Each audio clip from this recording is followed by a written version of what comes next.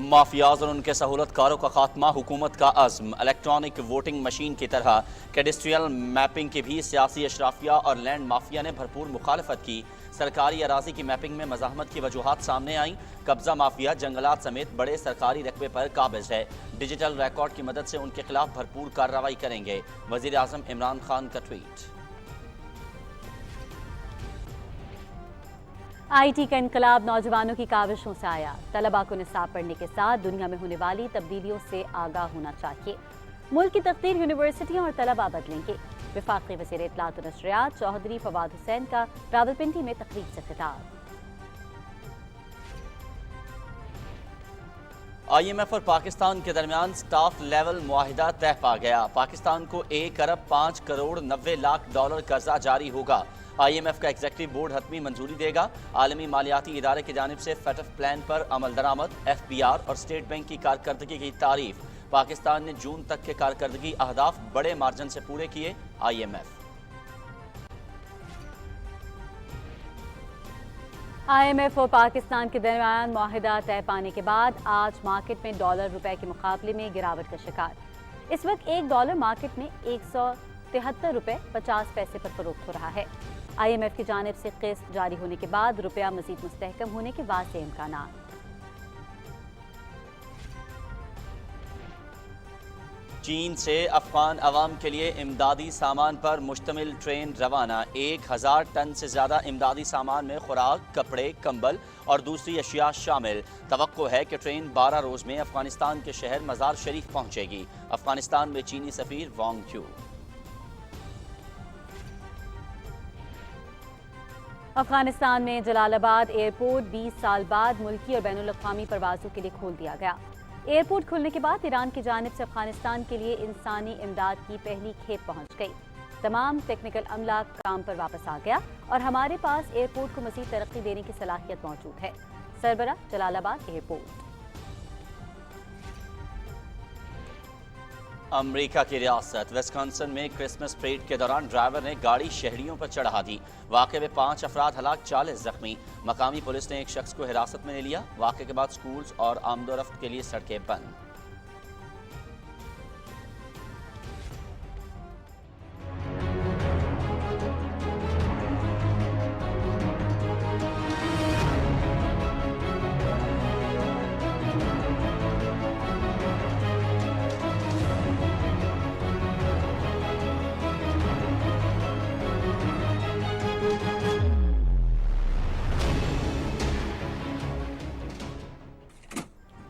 निहत्ते कश्मीरी भारतीय काबिज फौज की बर्बरियत का शिकार।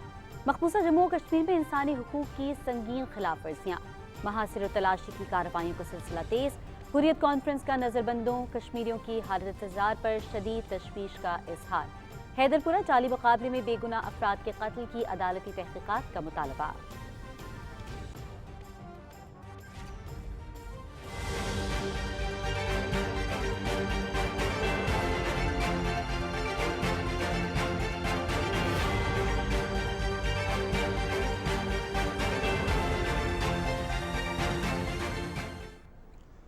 कोरोना केसेस में मुसलसल कमी। शरह 0.86% पर आ गई। मजीद 3 अफराद जान की बाजी हार गए। कोरोना के 322 नए केसेस रिपोर्ट। 1043 मरीजों की हालत तशवीशनाक। पाकिस्तान बांग्लादेश T20 सीरीज तीसरा और आखिरी मैच आज ढाका में खेला जाएगा। मैच दिन 1 बजे से PTV स्पोर्ट्स पर बराह रास्त। ग्रीन शर्ट्स को सीरीज में 2-0 की फैसला कुन बढ़तरी।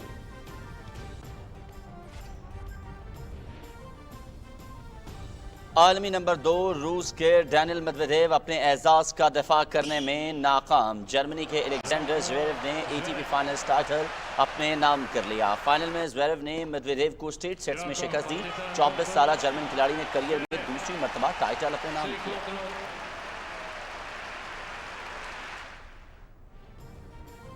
7 मरतबा के आलमी चैंपियन बरतानिया के लुइस हैमिल्टन ने फार्मूला 1 कतर ग्रां प्री अपने नाम कर ली। हैमिल्टन की रवां सीजन में ये 7वीं जबकि मजमूई तौर पर रिकॉर्ड 102वीं कामयाबी। चैंपियनशिप लीडर नीदरलैंड्स के मैक्स वर्स्टैपन दूसरे और स्पेन के फर्नांडो अलोंसो तीसरे नंबर पर रहे। चैंपियनशिप टेबल पर वर्स्टैपन को हैमिल्टन पर 8 पॉइंट्स की बढ़तरी हासिल है।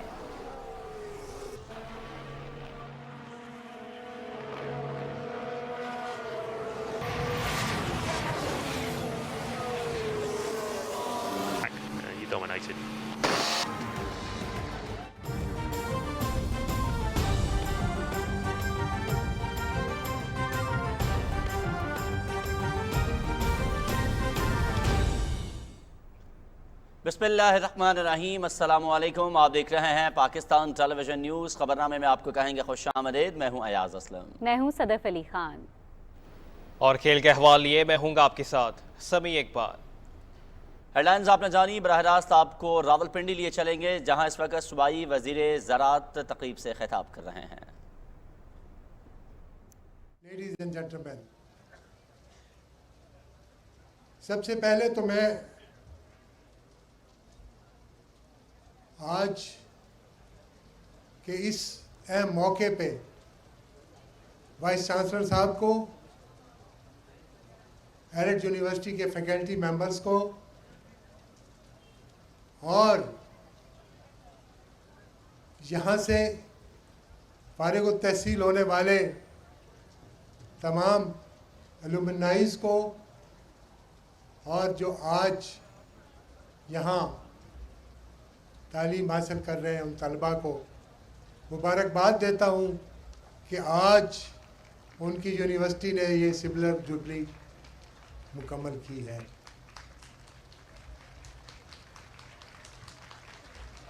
वक्त गुज़र जाता है, इस तरह सिल्वर जुबली और वक्त के साथ साथ गोल्डन जुबली और फिर कई और मौके आते रहते हैं, लेकिन असल बात सोचने की ये है कि इस अरसे में इस इदारे ने क्या हासिल किया और इस इदारे ने मुल्क को क्या दिया। तो आज मुझे खुशी महसूस हो रही है कि जैसे डॉक्टर खालिद साहब बता रहे थे कि इस इदारे के फारिग तहसील हज़रात और इस इदारे में एज ए फैकल्टी मेंबर अपनी खिदमत अंजाम देने वाले हज़रात में से बहुत से लोग मुख्तलिफ़ जगहों पे as vice chancellor, as head of institution और दीगर इदारों की सरबराही कर रहे हैं और साइंस के मैदान में गिरा कर खिदमत अंजाम दे रहे हैं। ये एक ऐसी यूनिवर्सिटी जिसकी उम्र सिर्फ 25 साल हो, उसके लिए नहायत ही एक बहुत बड़ी अचीवमेंट है कि वहाँ से फारिग तहसील लोग नेशनल लेवल पे अपनी खिदमत को रिकग्नाइज करा चुके हों। मैंने जब से ये वजारत संभाली, मैंने यूनिवर्सिटी के साथ क्लोज राब्ता रखने की कोशिश की और जब भी वाइस चांसलर साहब ने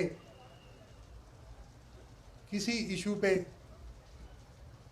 मेरी मदाखलत चाही तो मैंने अवली तरजीह में उस मामले को रिजॉल्व करने की कोशिश की।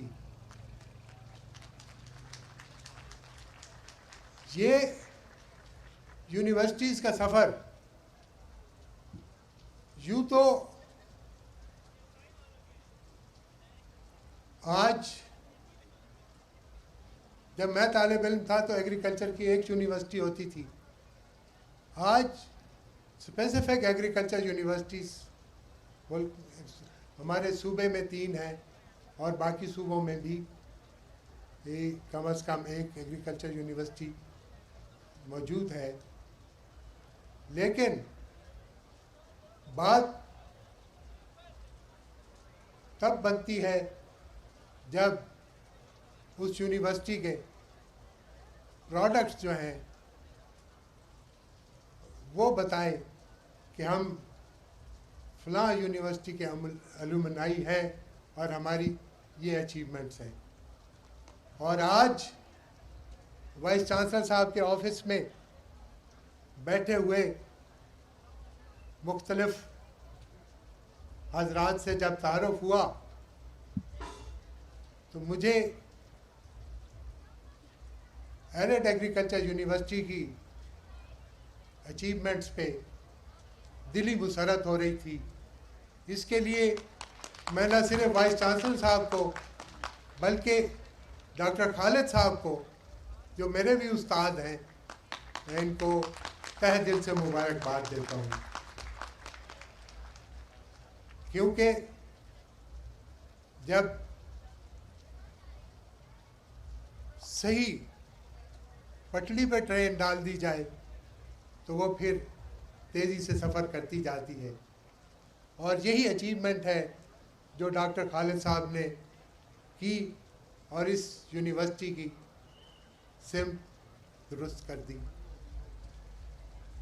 ये भी एक हकीकत है कि पाकिस्तान एक ज़रई मुल्क है, और जब हम ये कहते हैं कि ज़राअत की कंट्रीब्यूशन मुल्क की जीडीपी में 19% है, तो यकीनी तौर पे हम इस बात से या इस फिगर से हम ज़राअत की अहमियत को सही माने में बयान नहीं कर सकते।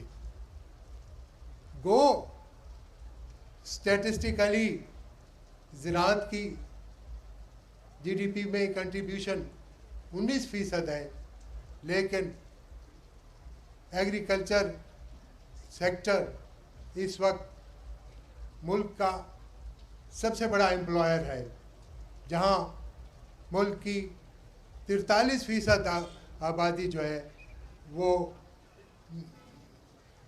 इसमें ज़राअत के पेशे से अपना रिस्क कमा रही है। और इसके साथ साथ मैं यहाँ ये भी बताना चाहूँगा कि आज पाकिस्तान का जितना लार्ज स्केल इंडस्ट्रियल सेक्टर है, उसकी 41% प्रोडक्शन जो है वो ज़राअत की मरहून मिलत है, और एसएमईज़ जो है उनका 40% की प्रोडक्शन जो है वो ज़राअत पे ही इन्हिसार करती है और ज़राअत से रॉ मटेरियल हासिल करती है। तो बात करने का मेरा मकसद यही है कि जब हम ज़राअत की अहमियत की बात करते हैं तो ये जीडीपी में जो 19% की फिगर है उससे कहीं ज़्यादा है, और इसीलिए आप हजरात ने इस ज़राअत के शोबे में तालीम हासिल करने का फ़ैसला किया है, और इंशाअल्लाह ताला आने वाले वक्त में आप ही ने इस मुल्क को न सिर्फ खुराक के मामले में खुद कफ़ील करना है, बल्कि आपने ही इस मुल्क की इकॉनमी को इस तरह ट्रांसफॉर्म करना है कि आने वाले वक्त में हमारा मुल्क जो है दुनिया के तरक्की याफ्ता मुल्कों की सफ़ में आ खड़ा हो। मेरी वाइस चांसलर साहब से कई दफ़ा डिस्कशन हुई है, और जैसे ये बता रहे थे कि इन्होंने खसीर रकम के डेवलपमेंट प्रोजेक्ट्स या research projects arid agriculture university में शुरू किए हैं। मैं यहाँ पे खुशी महसूस करता हूँ कि जब हम हाइड्रोपोनिक की बात करते हैं तो एरिड एग्रीकल्चर यूनिवर्सिटी का नाम पहले नंबर पे आता है। और हाइड्रोपोनिक ही एक ऐसा जदीद तरीका ज़राअत है जिससे बढ़ती हुई आबादी की ग़िज़ाई ज़रूरियात को पूरा करने के लिए हम एक ब्रेक थ्रू कर सकते हैं। आज जो मसला हमें दरपेश है वो है हाइड्रोपोनिक एग्रीकल्चर को कमर्शियली वायबल करने का। सूबाई वज़ीर ज़राअत हुसैन जहानिया गिरदेज़ी रावलपिंडी में तकरीब से खिताब कर रहे हैं। उन्होंने कहा कि तमाम पास होने वाले तलबा को मुबारकबाद पेश करता हूँ। पाकिस्तान एक ज़रई मुल्क है और ज़रई शोबे में मुलाजमत के वसी मौक़े मौजूद हैं। नाज़रीन आगे बढ़ें और आपको बताएं कि वज़ीर आज़म इमरान खान ने कहा है कि इलेक्ट्रॉनिक वोटिंग मशीन की तरह हुकूमत को कैडेस्ट्रल मैपिंग के आगाज़ पर भी शदीद मज़ाहमत का सामना रहा। समाजी राब्तों की वेबसाइट ट्विटर पर अपने पैगाम में वज़ीर आज़म ने कहा कि EVM की तरह कैडेस्ट्रल मैपिंग से सरकारी इराज़ी के सर्वे के पहले मरहले के नताइज से इस मज़ाहमत की वजूहात सामने आ गई कि किस तरह सियासी अशराफिया लैंड माफिया के साथ मिलकर जंगलात समेत बड़े सरकारी रकबे पर काबिज था। उन्होंने कहा कि मुसद्दिका डिजिटल रिकॉर्ड की मदद से अब हम इन लैंड माफियाज और इनके सहूलतकारों के खिलाफ कार्रवाई करेंगे। वज़ीर आज़म ने कहा कि जंगलात की ज़मीनों पर लैंड माफिया के इस कब्जे से पाकिस्तान को जंगलात के मुनासिब हुजम के हवाले से दरपेश मौजूदा कमी में मजीद शिद्दत पैदा हुई, जबकि दीगर होशरुबा हक़ाइक़ के मुताबिक 3 बड़े शहरों की ज़मीनों समेत लैंड माफिया के ज़ेर कब्जा सरकारी अराज़ी की मजमूई मालियत तकरीबन 5,595 अरब रुपये है। उन्होंने कहा कि सिर्फ जंगलात के ज़ेर कब्जा रकबे की कीमत तकरीबन 1,869 अरब रुपए है। वज़ीर आज़म ने अपने ट्वीट में कब्जा ग्रुपों के पास सरकारी अराज़ी के रिकॉर्ड की तफसीलात भी शेयर की, जिसमें बताया गया कि इस्लामाबाद, लाहौर और कराची समेत दीगर सरकारी अराज़ी का सर्वे किया गया। पंजाब, खैबर पख्तूनख्वा और बलूचिस्तान की 81,200 मुरब्बा किलोमीटर अराज़ी, जो कुल का 88% है, पर काम मुकम्मल हो चुका है। खबरों का सिलसिला आगे बढ़ाएं और अभी आपको बताएं कि वज़ीर ख़ारजा शाह महमूद कुरैशी ने कहा है कि वज़ीर आज़म इमरान खान करप्शन के खिलाफ जहाद कर रहे हैं। मुल्क की बका और तरक्की के लिए लुटेरों से जंग जारी रहेगी। मुल्तान में एक इस्तक़बालिये से खिताब करते हुए उन्होंने कहा कि लुटेरों से लूटी हुई दौलत की वापसी और मुल्क से करप्शन का खात्मा तहरीक इंसाफ के मंशूर में शामिल है। तहरीक इंसाफ कौम को एक मजबूत निज़ाम और अच्छा मुस्तक़बिल देना चाहती है। वज़ीर ख़ारजा ने कहा कि मौजूदा हुकूमत तवील मुद्दती तरक्की और कानून की बालादस्ती चाहती है। हम चाहते हैं कि अवाम सर उठाकर वक़ार से चलें। उन्होंने कहा कि साबक़ा अदवार में अवाम को दी गई महरूमियों का इज़ाला करना चाहते हैं। कौम को अच्छे मुस्तक़बिल के लिए हमारा साथ देना होगा। वज़ीर ख़ारजा ने कहा कि तहरीक इंसाफ की हुकूमत अवाम की खिदमत के लिए तमाम वसाइल बरूए कार ला रही है।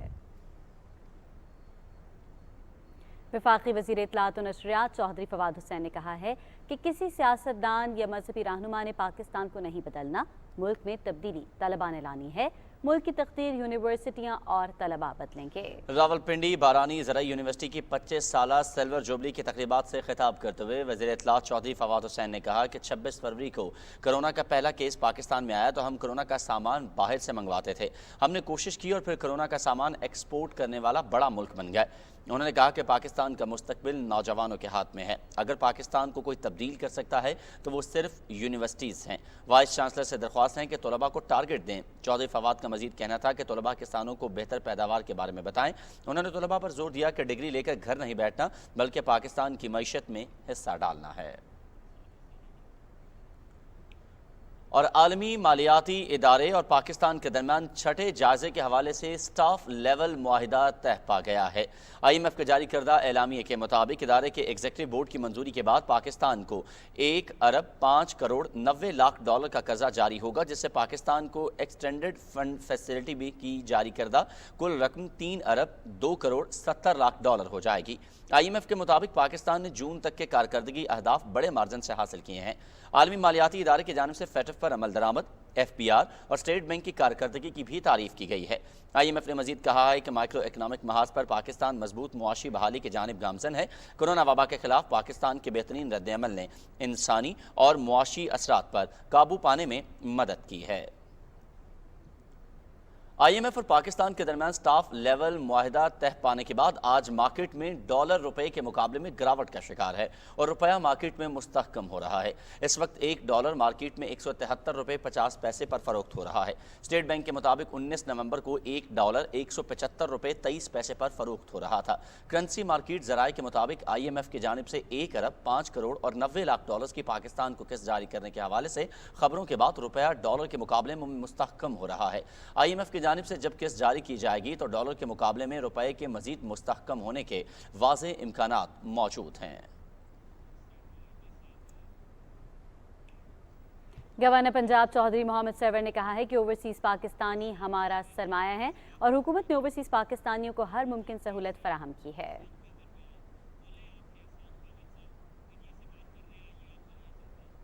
नाज़रीन, इस वक्त आपको लिए चलेंगे तर्जुमान पंजाब हुकूमत हसन खाबर इस वक्त मीडिया से गुफ्तगू कर रहे हैं। आइए आपको लिए चलते हैं। हैंडबुक बनाई है, एक बड़ी ज़बरदस्त कॉन्फ्रेंस का इनेकाद किया है, स्टार्टअप मूड का इनेकाद किया है और उसके अलावा कई तरह की एग्ज़िबिशंस वहाँ पे की जा रही हैं। ये पूरा महीना पंजाब के लिए मुख्तस किया गया है इस कॉन्फ्रेंस में, और पाकिस्तान की जो पेविलियन है उसमें हम अपनी इन्वेस्टमेंट्स को बहुत ज़्यादा प्रोजेक्ट कर रहे हैं। उसमें जो खुशी की खबर है वो ये है कि हमने 20 MOU साइन किए हैं, जिससे पंजाब में 45 अरब की सरमायाकारी आएगी।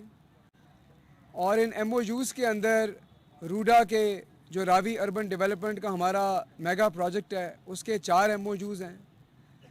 सेफ सिटी का MOU नोकिया के साथ है।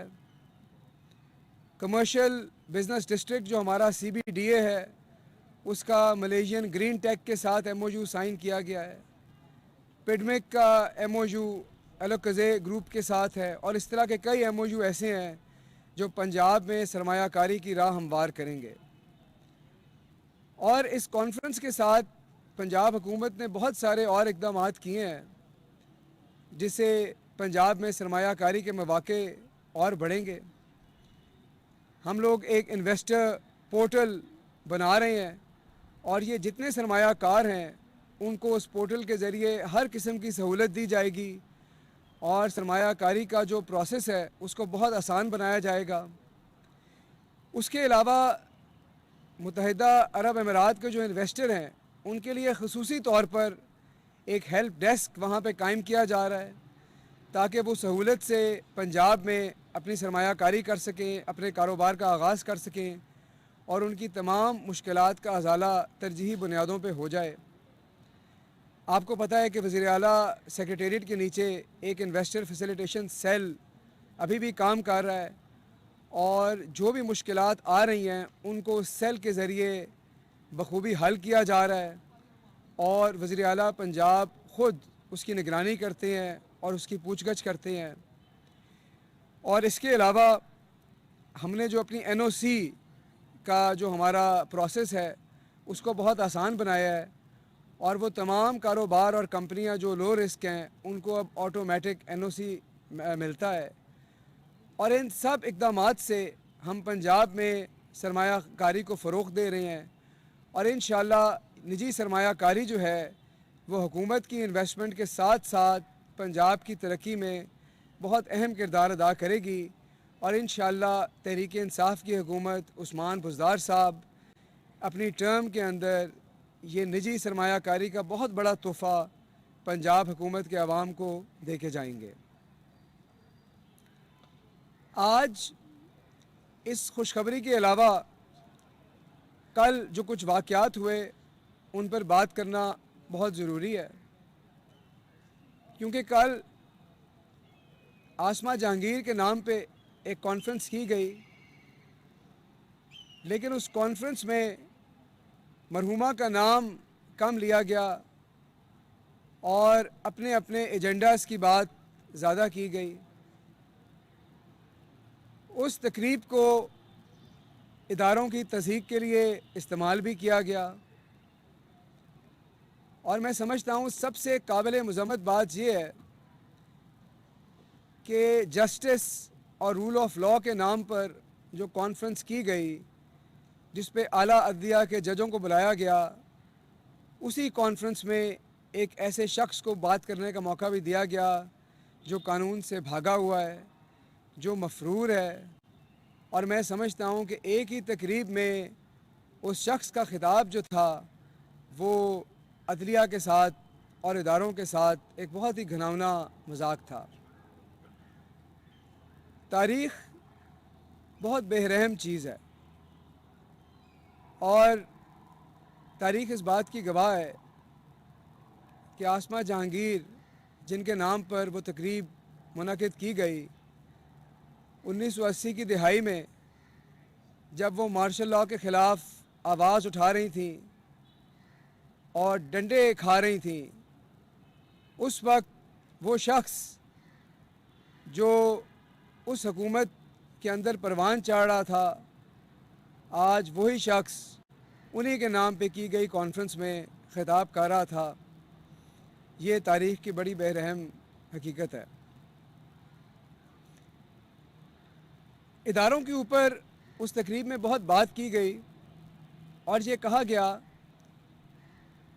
कि नैब जो हमारे मुल्क का एहतसाब करने वाला इदारा है, ये गवर्नेंस के फेलियर का बायस है और शायद उसकी कारकर्दगी में कमी है और वो इस काबिल नहीं कि वो एहतसाब के अमल को आगे बढ़ा सके। मेरा सवाल ये है कि कौन इस मुल्क में एहतसाब करने के काबिल है? जब इस मुल्क में फसी बुखारी को नैब का चेयरमैन लगाया गया तो आपको उस पर भी एतराज़ था और उसके ऊपर भी इल्ज़ामात लगाए गए और उनका नाम भी बदनाम किया गया।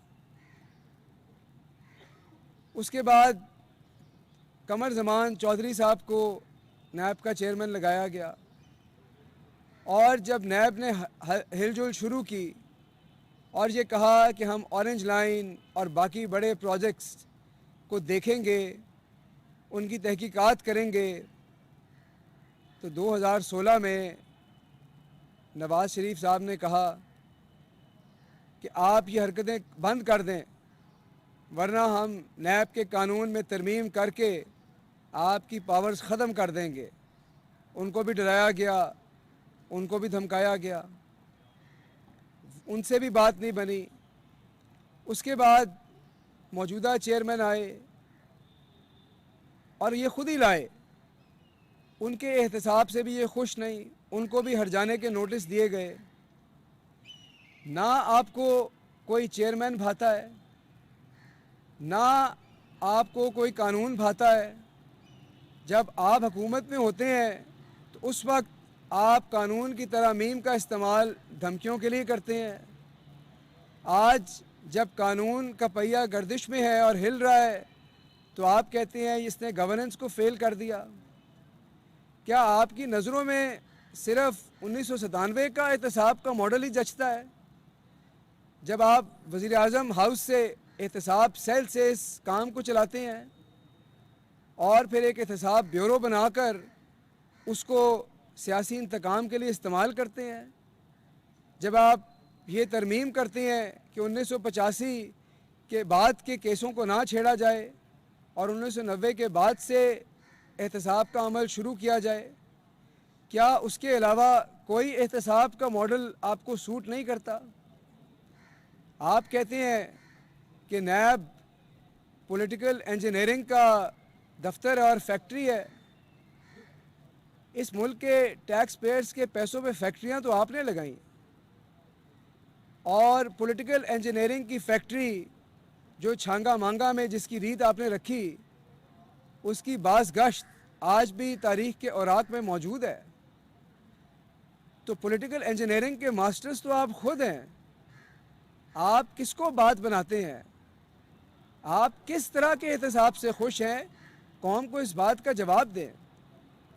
आप ये कहते हैं कि जब आपको पेशियों का मौका मिले, जब आपको अदालत तलब करे तो आप केसों को तवालत देते हैं और अदालतें जब आपको वक्त देती हैं कि आप अपने सवालों का जवाब दें तो आप ये इल्ज़ाम लगाते हैं कि इस मुल्क में केसों का फ़ैसला नहीं होता।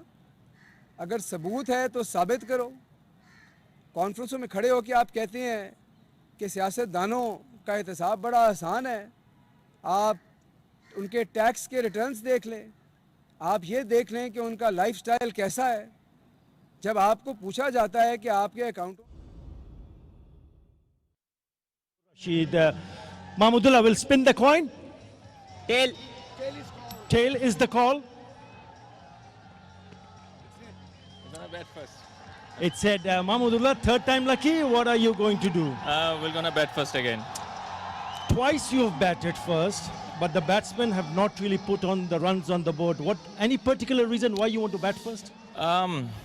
Probably we didn't make the partnership that we wanted to have in the middle and up front as well.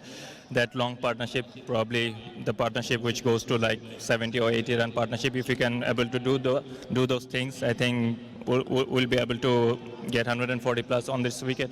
Yeah, you speak about 140 plus, but to do that, your top order has to bat really well and not lose early wickets too. Yeah, definitely. I think both the top order and the middle order as well. As a batting unit, I think we need to put a good show today. Hopefully we can put it today. Couple of replacement players for you. Any changes for your team? Yes, we've got 3 changes. Shamim comes in and Shoaidul Islam making his debut, and Nasu Muhammad comes in. All right, all the very best. Thank you. Babar Azam, one more time. You will be chasing? Yeah, definitely. But toss is not your hand, but we are trying to put early wicket and put pressure on them. Yeah, you've had a good series so far. 2 wins out of 2 matches, and you want to keep it in that fashion, finish it off nicely and get 3. Definitely, we are continue that momentum and carry that momentum in the test match and win this match also. What do you think about the surface that you have played for, and having a look at this surface also? Pitch look like difficult to bat on, uneven bounce sometime, and challenge for us. So we are trying to assess the condition and try play accordingly. And your team news, any changes? We have 4 changes. Fakhar Zaman is not playing, Shoaib Malik is not playing, Shadab Khan is not playing, and Shaheen Shah is not playing. Sarfaraz Ahmed is playing, Iftikhar Ahmed playing, Usman Qadir and Shad Namazdani debut. All right, so you're trying some new players. All right, all the very best, Babar. Right, the news from the middle is that Bangladesh have won the toss and they've decided to bat first. Pakistan और बांग्लादेश की cricket टीमों के दरमियान 3 T20 matches की series का आज का ये आखिरी मैच। बांग्लादेश ने एक मरतबा फिर टॉस जीता है और पहले बैटिंग करने का फैसला किया है। पाकिस्तानी टीम की जानिब से आज 4 तब्दीलियां की गई हैं और टीम में आज शाहनवाज धानी को खेलने का मौका दिया जाएगा। शोएब मलिक, फ़खर जमान, शादाब और शाहीन शाह अफरीदी को आराम दिया गया है, जबकि दीगर 4 नए प्लेयर्स को इस आज की गेम में शामिल किया गया है। नाज़रीन, गवर्नर पंजाब चौधरी मोहम्मद सरवर ने कहा कि ओवरसीज़ पाकिस्तानी हमारा सरमाया है और हुकूमत ने ओवरसीज़ पाकिस्तानियों को हर मुमकिन सहूलत फराहम की है। गवर्नर हाउस लाहौर में बैरून मुल्क मुकीम पाकिस्तानियों को मुख्तलिफ शोबों में नुमाया खिदमात सर अंजाम देने और पाकिस्तान का नाम रोशन करने पर अवार्ड देने की खुसूसी तकरीब से खिताब करते हुए उन्होंने कहा कि ओवरसीज़ पाकिस्तानियों ने अपने काम से दुनिया में पाकिस्तान का नाम रोशन किया है, जिस पर हुकूमत की जानिब से उनकी खिदमात को सराहते हुए उन्हें अवार्ड्स दिए गए हैं। गवर्नर ने कहा कि पाकिस्तानी सिख बरादरी ने भी बैरून मुल्क अपने काम से पाकिस्तान का नाम रोशन किया है और हमें उन पर फ़ख्र है। गवर्नर ने 45 ओवरसीज़ पाकिस्तानियों को मुख्तलिफ शोबों में खिदमात को सराहते हुए उन्हें अवार्ड से नवाजा। वज़ीर आला पंजाब सरदार उस्मान बुज़दार से नए तैनात होने वाले DG Rangers Punjab major general Syed Asif Hussain ने लाहौर में मुलाकात की है। वज़ीर आला ने डीजी रेंजर्स को ओहदे की जिम्मेदारियां संभालने पर मुबारकबाद दी और उनके लिए नेक ख्वाहिशात का इजहार किया। इस मौके पर गुफ्तगू करते हुए वज़ीर आला ने कहा कि वतन अजीज़ की सरहदों के दिफा और क़याम अमन के लिए रेंजर्स के अफसरों और जवानों की खिदमत काबिल तहसीन है। उन्होंने कहा कि वतन के दिफा में मसरूफ़ अमल पंजाब रेंजर्स के बहादुर अफसरों और जवानों की खिदमत पर पूरी कौम को फ़ख्र है और ये हमारा सरमाया है।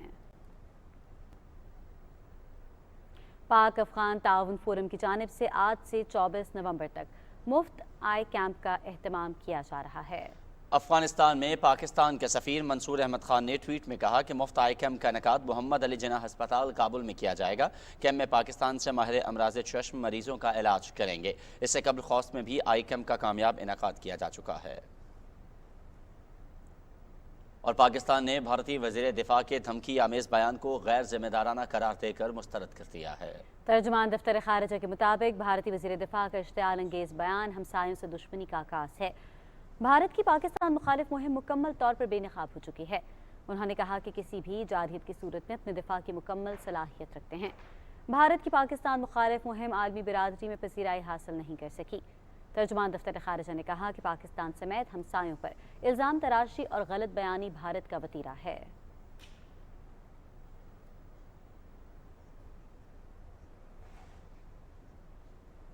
चीन ने अफगान अवाम के लिए इमदादी सामान पर मुश्तमिल एक ट्रेन रवाना की है। अफगानिस्तान में चीन के सफ़ीर वांग क्यू ने कहा कि एक ट्रेन इमदादी सामान लेकर चीन के इलाके सिंकियांग से अफगानिस्तान रवाना हो गई है। तवक्को है कि ये ट्रेन 12 रोज़ में अफगानिस्तान के शहर मज़ार शरीफ पहुंचेगी। 1000 टन से ज़्यादा इमदादी सामान में खुराक, कपड़े, कंबल और दूसरी अशिया शामिल हैं। अफगानिस्तान में मईशत की ख़राब सूरत हाल के बायस लोगों को शदीद मुश्किलात और खुराक की किल्लत का सामना है। अफगानिस्तान में जलालाबाद एयरपोर्ट 20 साल बाद मुल्की और बैनुल-अक़वामी परवाज़ों के लिए खोल दिया गया। एयरपोर्ट खुलने के बाद ईरान की जानिब से अफगानिस्तान के लिए इंसानी इमदाद की पहली खेप जलालाबाद एयरपोर्ट पर पहुंच गई है। जलालाबाद एयरपोर्ट के सरबराह का कहना है कि तमाम टेक्निकल अमला काम पर वापस आ गया है और हमारे पास एयरपोर्ट को मज़ीद तरक्की देने की सलाहियत मौजूद है। गुज़श्ता 20 साल के दौरान जलालाबाद एयरपोर्ट अमरीकी फ़ौज का हेडक्वार्टर था और इसे सिर्फ फ़ौजी प्रवासों के लिए इस्तेमाल किया जाता था। अमेरिका की रियासत विस्कॉन्सिन में क्रिसमस परेड के दौरान ड्राइवर ने गाड़ी शहरियों पर चढ़ा दी, जिससे 5 अफराद हलाक और 40 जख्मी हो गए। सिक्योरिटी हुकाम की ब्रीफिंग में एहलकार का कहना था कि हादसे के बाद एक शख्स और गाड़ी को हिरासत में ले लिया गया है। पुलिस एहलकार ने गाड़ी को रोकने के लिए फायरिंग की थी, लेकिन पुलिस एहलकार की फायरिंग से कोई शख्स जख्मी नहीं हुआ। इस वाक़े के बाद स्कूलों को बंद कर दिया गया है, जबकि आमदोरफ्त के लिए सड़कें भी बंद हैं। भारत में रियासत पंजाब के इलाके पठानकोट में वाक़ एक फ़ौजी कैंप के गेट पर ग्रेनेड से हमला किया गया। भारत के ज़राए अबलाग के मुताबिक मोटरसाइकिल सवारों ने गेट पर ग्रेनेड फेंका। हमले के बाद पठानकोट के तमाम इलाकों में अलर्ट जारी कर दिया गया है। पठानकोट हिंदुस्तान की एक अहम जगह है जहां फ़ज़ाई और ज़मीनी फ़ौज के असलहे के डिपो हैं। साल 2016 में भी पठानकोट में फ़ज़ाइया के स्टेशन पर हमला हुआ था। मकबूजा बैतुल मुक़द्दस में फ़लस्तीनी शख्स की फायरिंग के नतीजे में एक इसराइली हलाक और 4 ज़ख्मी हो गए हैं। जवाबी फायरिंग में हमलावर भी हलाक हो गया। इसराइली पुलिस के मुताबिक फायरिंग का वाक़या मकबूजा बैतुल मुक़द्दस के दाखिली रास्ते के करीब पेश आया। एक हल्की मशीन गन से मुसल्लह एक फ़लस्तीनी ने कदीम शहर में फायरिंग की। ज़ख्मी होने वालों में 2 पुलिस एहलकार भी शामिल हैं। भारत के दारुल हुकूमत दिल्ली में आलूगी के मद्देनज़र महकमा तालीम ने तमाम स्कूलों को बंद करने की हिदायत दी है। महकमा तालीम की तरफ से कहा गया है कि तमाम सरकारी और गैर सरकारी स्कूल अगली हिदायत तक बंद रहेंगे। इस दौरान ऑनलाइन तालीम जारी रहेगी। दिल्ली में बढ़ती आलूगी के मद्देनज़र हुकूमत ने सरकारी मुलाजिमीन को घर से काम करने की इजाज़त दी थी।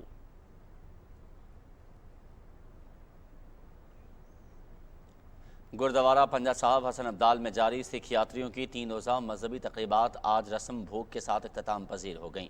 अख्तामी तकरीब रस्म भोग में पड़ोसी मुल्क भारत समेत दुनिया भर से आए हुए 2800 से ज़ायद सिख यात्रियों ने शिरकत की। तकरीबात के अख्ताम पर सिख यात्रियों की जानिब से खुसूसी दुआएँ भी की गईं। इस मौके पर सिख यात्रियों ने कहा कि हुकूमत पाकिस्तान की जानिब से बाबा गुरु नानक के जन्मदिन और मुल्क भर के गुरुद्वारों की यात्रा के लिए जो इंतजाम किए गए वो काबिल तारीफ़ हैं। पंजा साहब में मजहबी रसूमात के अख्ताम के बाद सिख यात्री नारोवाल और लाहौर समेत दीगर शहरों में वाक़ गुरुद्वारों की यात्रा और मजहबी रसूमात की अदायगी के लिए रवाना होंगे। अमन और मिलन का रास्ता करतारपुर राहदारी खुलने से जहां आने वाले सिख यात्री बाबा गुरु नानक के गुरुद्वारे के दर्शन कर रहे हैं, वहीं पर दहाइयों के बिछड़े भी अपनों से मिल रहे हैं। मोहम्मद इरफान खान की रिपोर्ट मुलाहिजा कीजिए।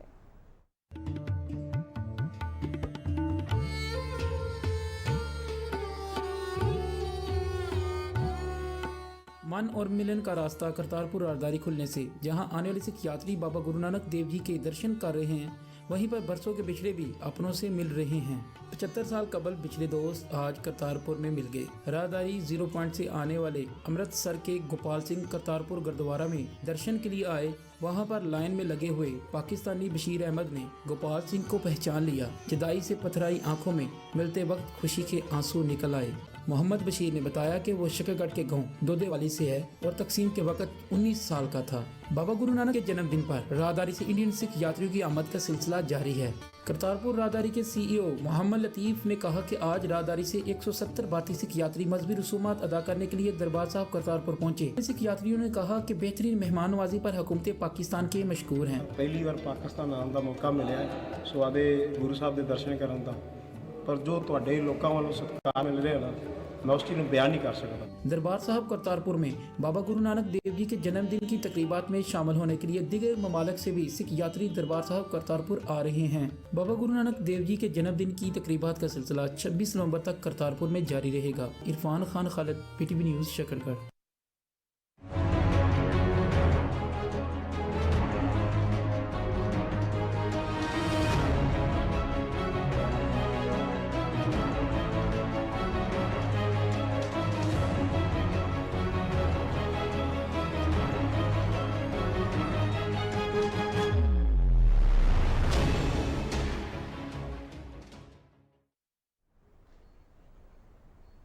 कुल जमाती हुर्रियत कॉन्फ्रेंस ने नज़रबंद हुर्रियत रहनुमाओं और कारकुनों के साथ रवा रखे जाने वाले गैर इंसानी सलूक पर भारतीय हुकूमत की शदीद मजम्मत की है। कश्मीर मीडिया सर्विस के मुताबिक श्रीनगर से एक बयान में हुर्रियत तर्जुमान ने कहा कि भारतीय जेलों में जिस तरह से कश्मीर के सियासी कैदियों के साथ सलूक किया जा रहा है, इसकी इंसानी तारीख में मिसाल नहीं मिलती।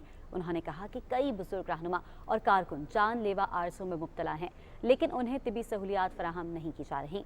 तर्जुमान ने हुर्रियत कॉन्फ्रेंस के चेयरमैन मुसरत आलम भट्ट, शबीर अहमद शाह, यासीन मलिक और भारतीय जेलों में नजरबंद हजारों कैदियों की साबित कदमी को खिराज तहसीन पेश किया। जम्मू और कश्मीर मैस मूवमेंट ने एक बयान में कहा है कि भारतीय फौज कश्मीर में मुसलमानों पर बदतरीन मजालिम ढा रही है और मुहासर और तलाशी की कार्रवाइयों के दौरान बेगुनाह लोगों को गिरफ्तार किया जा रहा है।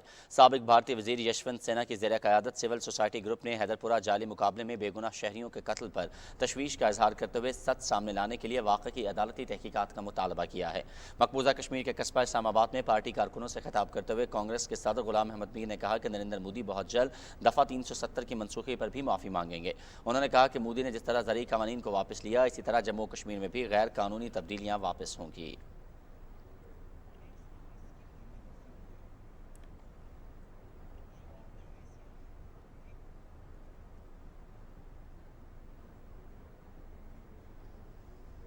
और अभी आपको बताएं कि आलमी इदारे सेहत ने कहा है कि यूरोप में कोरोना से मजीद 5 लाख अफराद की हलाकत का खदशा है। इदारे ने यूरोप में कोरोना के फैलाव पर गहरी तशवीश का इजहार किया है, जहां इस वबा की नई लहर का सामना है।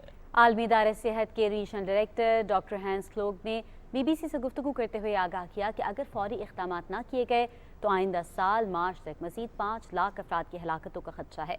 उन्होंने कहा कि सर्द मौसम, नाकाफी वैक्सीन और डेल्टा वायरस में शिद्दत इस वबा के फैलाव की बड़ी वजूहात हैं।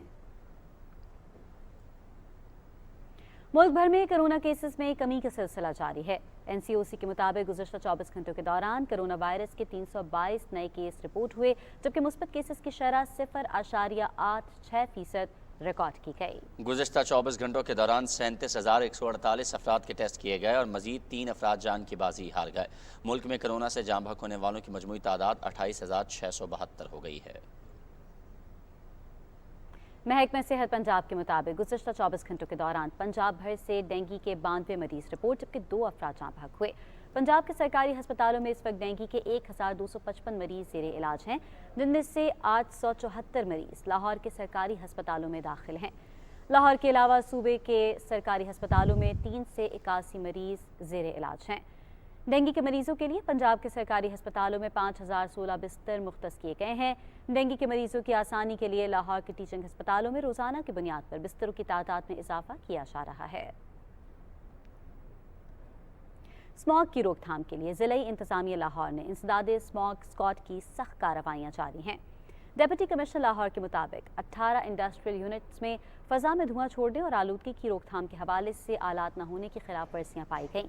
इसके अलावा 255 इंडस्ट्रियल यूनिट्स बगैर कंट्रोल सिस्टम के काम कर रहे थे, जिनमें से 87 इंडस्ट्रियल यूनिट्स को सील, 3 के खिलाफ FIR दर्ज, जबकि 2 लाख रुपए जुर्माने आयद किए गए। DC लाहौर के मुताबिक शहर के इंडस्ट्रियल यूनिट्स की चेकिंग के लिए 5 तहसीलों में इंसदाद स्मॉग स्क्वाड टीमें मौजूद हैं। डिजिटल ताउन तंजीम के तमाम रुकन ममालिक ने इंफॉर्मेशन टेक्नोलॉजी और टेली मवासलात के शोबे में बाहमी ताउन के फ़रोग पर इत्तेफाक किया है।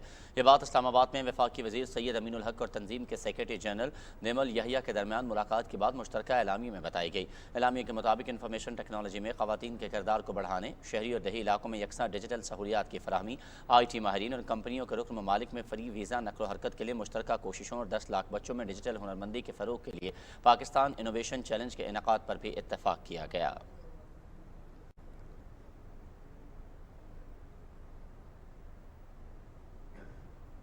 सदर ममलकत की अहलिया बेगम समीना अलवी ने कहा है कि डाउन सिंड्रोम के साथ ज़िंदगी बसर करने वाले अफराद मुख्तलिफ सलाहियतों के हामिल होते हैं। मुआशरे पर बोझ समझने की बजाय उनकी दूसरी काबिलियतों से फ़ायदा उठाकर उन्हें बाइज़्ज़त ज़िंदगी गुजारने का मौका फ्राहम किया जा सकता है। वो डाउन सिंड्रोम में मुब्तला अफराद के लिए फंड रेजिंग की तकरीब से खिताब कर रही थी, जिसकी तफसील बताएंगे सुहेल जमाली। कराची गोल्फ क्लब के सब्ज़ाज़ार पर डाउन सिंड्रोम में मुब्तला अफराद के लिए अतियात जमा करने की तकरीब हुई। तकरीब से खिताब करते हुए मेहमान खुसूसी बेगम समीना अलवी ने कहा कि डाउन सिंड्रोम के साथ ज़िंदगी गुजारने वाले अफराद को माशरे का कारामद शहरी बनाने के लिए हुकूमत हर मुमकिन ताउन और इक़दामात कर रही है। उन्होंने कहा कि ऐसे अफराद को जहाँ वालिदैन और ख़ानदान के अफराद का सहारा दरकार होता है, वहीं तालीम का हुसूल और उन्हें हुनरमंद बनाना वक्त की अहम ज़रूरत है। दूसरे मुकर्रिरीन ने कहा कि ज़िंदगी की दौड़ में ऐसे अफराद को शामिल करने के लिए आगाही फैलाना समाज की इज्तिमाई जिम्मेदारी है। इससे पहले बेगम समीना अलवी ने बाल को हिट लगाकर Karachi Down syndrome programme golf tournament का इफ्तिताह किया। खिलाड़ियों की हौसला अफजाई के लिए वो गोल्फ कोर्स में मौजूद रहीं। तकरीब के आखिर में उन्होंने फातेह और रनर अप टीमों में ट्राफियाँ, शील्ड्स और नकद इनामात तकसीम किए। मुकाबलों में शामिल कई खिलाड़ियों और उनके मुआवनीन ने इनाम में मिलने वाली रकूम कराची डाउन सिंड्रोम प्रोग्राम के फ़ंड में अतिया कर दी। डाउन सिंड्रोम के साथ ज़िंदगी गुजारने वाले अफराद की बहाली पूरे समाज की जिम्मेदारी है। उनके साथ शफ़क़त का सलूक, हौसला अफजाई और बेहतर तालीम व तरबियत उन्हें माशरे का मुफीद शहरी बना सकती है। Suhail Jamali, Pakistan television news, Karachi. Dubai expo 2020 में पाकिस्तान गैर मुल्की सरमायाकारों की तवज्जो का मरकज़। पाकिस्तानी पवेलियन आए रोज़ कामयाबियाँ हासिल करता जा रहा है। पंजाब में सरमायाकारी के हवाले से दुबई में शानदार बिजनेस कॉन्फ्रेंस का एहतमाम किया गया, जिसमें गैर मुल्की सरमायाकारों समेत पाकिस्तानी बिजनेस कम्युनिटी की सरकर्दा शख्सियात ने शिरकत की। पंजाब हुकूमत की नुमाइंदगी वज़ीर सनअत और तिजारत मियाँ असलम इकबाल ने की। बिजनेस कॉन्फ्रेंस में पंजाब हुकूमत के नुमाइंदों ने शुरका को पाकिस्तान, खास तौर पर पंजाब में सरमायाकारी के हवाले से ब्रीफिंग दी और कहा कि कॉन्फ्रेंस की कामयाबी का अंदाज़ा इस बात से लगाया जा सकता है कि तकरीब में तकरीबन $2 अरब के मुआहिदों के MOUs पर दस्तखत भी किए गए हैं। तकरीब UAE में पाकिस्तानी सफ़ीर, Punjab board of investment and trade की CEO डॉक्टर आरफा इकबाल, सूबाई वज़ीर ख़जाना हाशिम जमाबख्त, वज़ीर हाउसिंग असद खोखर समेत आलमी सरमायाकारों और पाकिस्तानी कम्युनिटी ने बड़ी तादाद में शिरकत की। मियाँ असलम इकबाल ने कहा कि $2 अरब के मुआहिदे पंजाब हुकूमत पर गैर मुल्की सरमायाकारों के एतमाद का इजहार है। दुबई एक्सपो 2020 में पाकिस्तान गैर मुल्की सरमायाकारों की तवज्जो का मरकज़ रहा। पाकिस्तानी पवेलियन आयरोस कामयाबियाँ हासिल करता जा रहा है। आगे बढ़ें और अभी आपको खबर देंगे दुबई गिलगित बल्तिस्तान से, जहां पर ट्रॉफ़ी हंटिंग के लिए टेंडरिंग का अमल मुकम्मल हुआ है और आइंदा माह से शिकार का सिलसिला शुरू होगा। साल 2021-22 के लिए कौमी और बैनुल-अक़वामी शिकारियों को 118 परमिट्स जारी किए गए हैं। तफसील बता रहे हैं गिलगित से हमारे नुमाइंदे सैयद शेर अब्बास। गिलगित बल्तिस्तान में ट्रॉफ़ी हंटिंग के लिए टेंडरिंग का अमल मुकम्मल हुआ है और आइंदा माह से शिकार का सिलसिला शुरू होगा। साल 2021-22 के लिए कौमी और बैनुल-अक़वामी शिकारियों को 118 परमिट्स जारी किए गए हैं, जिनसे 30 करोड़ रुपए हासिल हुए हैं। ट्रॉफ़ी हंटिंग से हासिल शुदा मजमूई रकम में से 80% रकम मुकामी कम्युनिटीज़ को दी जाएगी, जबकि 20% हुकूमती ख़जाने में जमा होगी।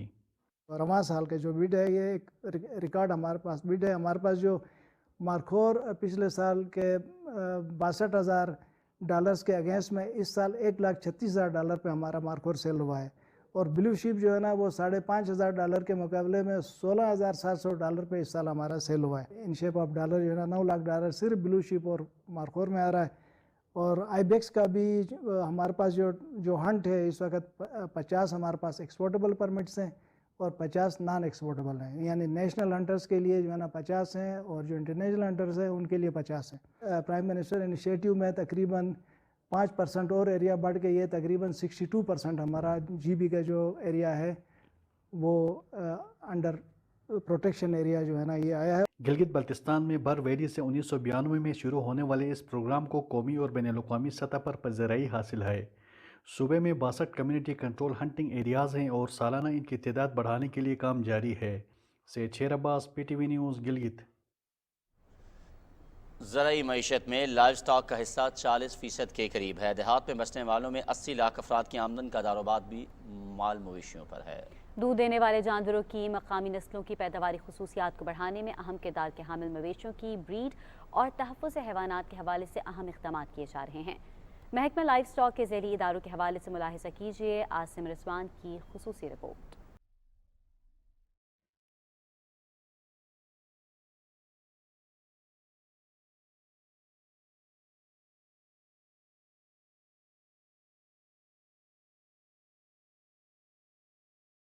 हमारी कौमी नस्लों के हाई क्वालिटी के जो ब्रीडिंग बुल्स हैं उनका सीमन कलेक्ट किया जाता है, सीमन प्रोसेस करके उसको फ्रीज़ किया जाता है और फिर ये सीमन पंजाब के अंदर तहसील लेवल के ऊपर हर 10 दिन के बाद हम अपनी सप्लाई नेटवर्क के थ्रू उनको पहुंचाते हैं। डेयरी की मुकामी नस्लों में मुमताज साहिवाल कैटल और नीली रावी के ब्रीडिंग बुल्स को खसूसी प्रोटोकॉल के तहत सीमन प्रोडक्शन यूनिट कैदराबाद में रखा जाता है। इन ब्रीडिंग बुल्स के सीमन हुकूमत अर्जा नरखों पर फार्मर्स को हर यूनियन कौंसिल की सतह पर फराहम करती है ताकि नुमाया खसूसियात की हामिल मुकामी नस्लों की पैदावारी सलाहियतों में इजाफे से किसानों की मुआशी आसूदगी के असबाब फराहम हो सकें। ये वाहिद अदारा है जो 2017 से ISO सर्टिफाइड है। सीमन कलेक्शन जो है रोजाना ही मंडे से लेकर फ्राइडे तक सुबह सूर्य निकलने के पहले स्टार्ट होती है। जो हमारी लेटेस्ट इक्विपमेंट है हमारी लैब्स के अंदर वो भी ISO सर्टिफाइड है, उसके अंदर अच्छी प्रोसेसिंग के तहत उसको हम स्टोर कर लेते हैं। मुकामी नस्लों की पैदावारी बेहतरी में SPU कैदराबाद के साथ साथ जंग में कायम तहकीकाती इदारा बराए तहफ़्फ़ुज़ हैवानात मुकामी नस्लें भी इंतहाई अहमियत का हामिल है। ये इदारा आला पैदावारी औसाफ और बेहतरीन ब्रीडिंग वैल्यू की हामिल साहिवाल कैटर और नीली रावी से हासिल करदा नर बच्चों की बुलूगत की उम्र तक अफजाइश के बाद उन्हें सीमन की फराहमी के लिए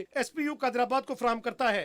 हमारा बुनियादी तौर पे मकसद ये है कि हमने ऐसे सांड बैल पैदा करने होते हैं जिनसे सीमन पैदा करके आगे जानवरों की मसनूई नस्ल कशी करनी होती है। इसलिए ये ज़रूरी होता है कि ऐसे सांड पैदा किए जाएं कि उनकी पेडिग्री अच्छी हो और उसमें से जो बछड़ा पैदा होता है या कटड़ा पैदा होता है उसको हम फिर सिलेक्ट करके अपने काफ रेजिंग सेंटर पे लेके जाते हैं। तो फिर हम उसको अपने सीमन प्रोडक्शन यूनिट जो कि हमारा कादराबाद ज़िला साहिवाल में है वहाँ पे मुंतकिल कर देते हैं। हैवानात की अफजाइश के हवाले से अहम माहौलियाती अंसर के एतबार से मुकामी नस्लें ज्यादा सूदमंद हैं। मुकामी नस्लों को जीनियाती एतबार से मजीद बेहतर बनाकर गैर मुल्की नस्लों पर इन्हिसार कम किया जा सकता है जो कि ज़र मुबादला की बचत में भी अहम किरदार का हामिल है। Asim Rizwan, Pakistan television news, Islamabad.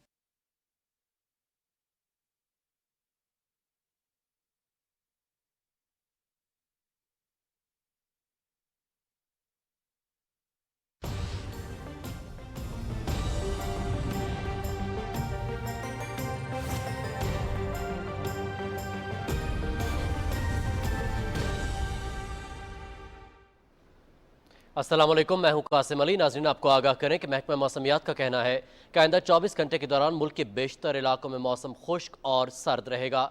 इस दौरान पंजाब के मैदानी इलाकों में दिन के औकात में धुंध और स्मोक छाए रहने की तवक्को जाहिर की गई है। गुज़श्ता 24 घंटे के दौरान भी मुल्क के बेशतर इलाकों में मौसम खुश्क और सर्द रहा।